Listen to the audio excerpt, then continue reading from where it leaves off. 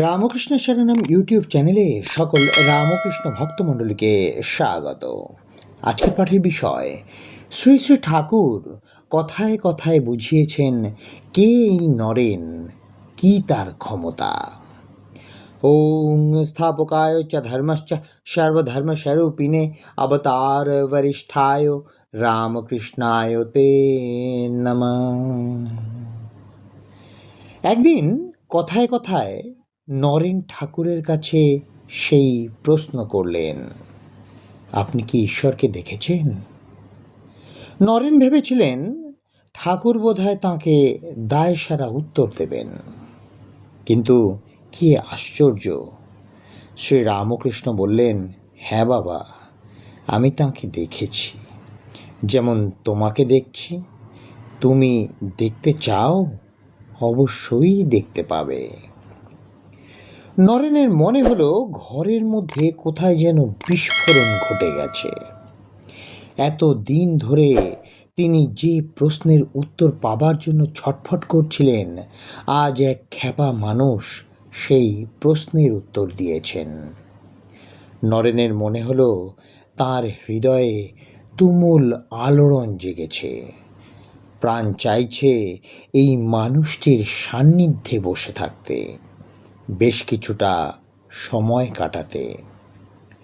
তখন থেকে নরেন মাঝে মধ্যে দক্ষিণেশ্বরে যাতায়াত শুরু করলেন।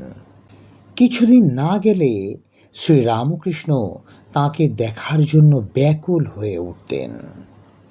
ঈশ্বর দর্শনের জন্য তার মনের ভিতর যে ধরনের ব্যাকুলতা প্রকাশ পেত, নরেনকে দেখার জন্য একই ধরনের ব্যাকুলতা প্রকাশ পেতে থাকল। এমনকি নরেন্দ্রনাথ না এলে ঠাকুর কলকাতায় ছুটে যেতেন, তাকে দর্শন করে শান্তি লাভ করতেন।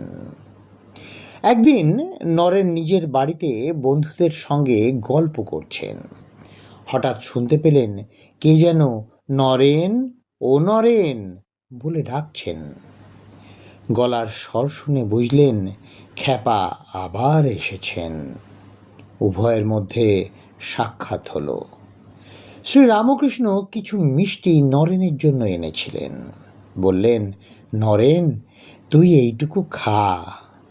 মিষ্টি খাওয়াতে খাওয়াতে বললেন, এতদিন যাসনি কেন? তোকে না দেখলে থাকতে পারি নে। কখনো কখনো নরেনকে দেখতে দেখতে ঠাকুর সমাধিস্থ হতেন। নরেন যখন গান গাইতেন তখন ঠাকুর ভাব সমাধিতে মগ্ন হতেন।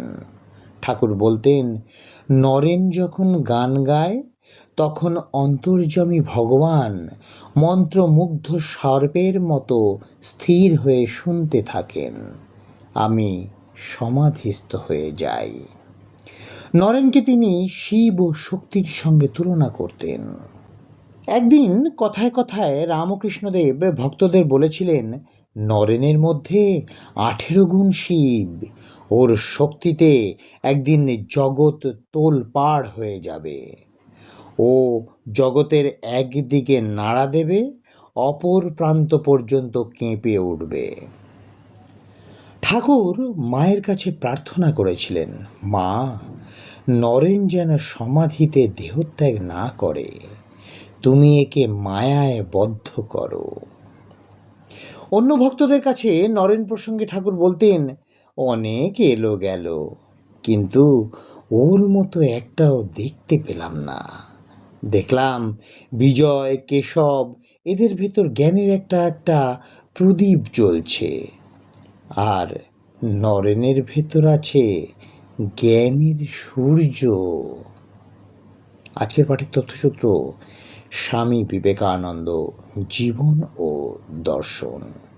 নমঃ শ্রীযতিরাজায় বিবেকানন্দ সুরয়ে स्वचित সুখস্বরূপায় স্বামিনেতা ভারিণে।